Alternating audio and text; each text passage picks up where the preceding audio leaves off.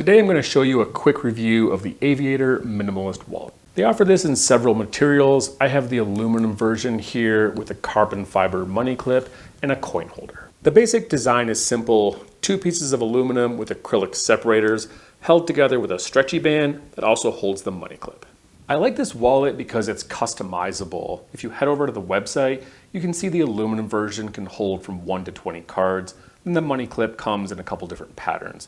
You can also add a coin holder and change the material on the spacer. I found this wallet very easy to use. It has a little pull tab here, slides all your cards out, easy to fan them out, find the one you want, and then you can just slide it right back in. And then flip it over to the back side where you can access the coin holder as well as the money clip. The dimensions on the Aviator wallet are the same as your standard credit card, and the width is going to depend on the options you get and how many cards you put in here. The width is set with the options on the website. When you buy the wallet, if you want to adjust it after you get it, they offer this little tool. Fairly simple, but it does take a couple minutes.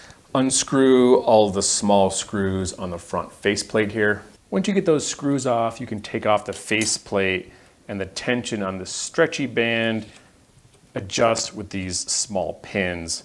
If you have them both on the inside setting, it's going to be the tightest with the fewest number of cards. And then as you get more cards, loosen up the band, you can adjust one or both of them to the outside setting.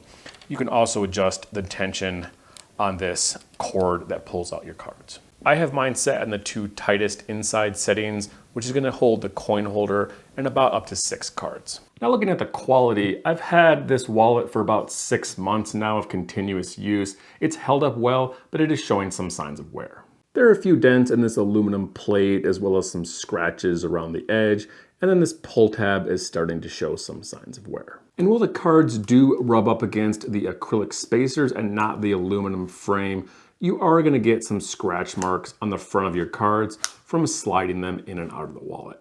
None of these things has affected the functionality of the wallet. I don't see any reason why this thing is ever going to break. It's really put together with really high quality materials, and if this thing ever does break, then it's covered by a full lifetime warranty. My favorite thing about this wallet is because it is so small, it's really forced me to slim down what I carry. The Aviator works great if you keep it slim. It looks great, it's small, lightweight, and I barely notice this thing in my pocket. However, you can max this wallet out pretty big. If you start putting 10 to 15 cards in here with the coin holder and the money clip, this thing is gonna look like a giant brick in your pocket. The one thing that I don't like about the Aviator wallet is the coin holder. It works well, slides in and out of the back, and it's easy to get to. However, this thing doesn't hold very many coins.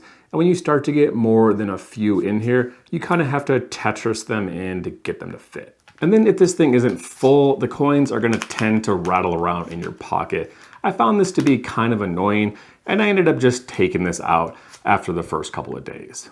Overall, the Aviator is a great travel wallet. It looks great, it's well made and easy to use.